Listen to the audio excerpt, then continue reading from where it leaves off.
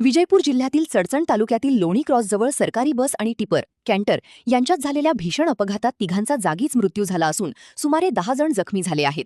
या घटनेमुळे परिसरात हळहळ व्यक्त होत आहे। मिळालेल्या माहितीनुसार चडचणकडे जात असलेल्या टिपरचा टायर अचानक फुटल्याने चालकाचे वाहनावरील नियंत्रण सुटले। त्यानंतर टिपर समोरून विजयपूरकडे येणाऱ्या सरकारी बसवर जाऊन आदळला। धडक इतकी जोरदार होती की दोन्ही वाहनांचे मोठे नुकसान झाले। या भीषण अपघातात टिपर चालक अशोक उटगी, त्यांची पत्नी राधाबाई उटगी तसेच सरकारी बस चालक हनुमंत चौलादी यांचा जागीच मृत्यू झाला। अपघातात सुमारे 10 प्रवासी जखमी झाले असून त्यांना तातडीने जवळच्या रुग्णालयात दाखल करण्यात आले आहे। जखमींवर उपचार सुरू आहेत। अपघातग्रस्त वाहनांमध्ये टिपर KA6792 आणि सरकारी बस KA28F2468 यांचा समावेश आहे। अपघाताच्या वेळी टिपर चडचणच्या दिशेने जात होता तर सरकारी बस चडचणहून विजयपूरकडे येत होती।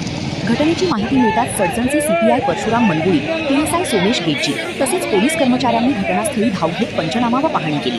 हा अपघात चडचण पोलीस ठाण्याच्या हद्दीत घडला असून पोलिसांकडून पुढील तपास सुरू आहे। या अपघातामुळे काही काळ वाहतुकीवर परिणाम झाला होता। पोलिसांनी तत्काळ मदतकार्य राबवून वाहतूक सुरळीत केली। मृतांच्या कुटुंबियांवर दुःखाचा डोंगर कोसळला असून परिसरात शोककळा पसरली आहे।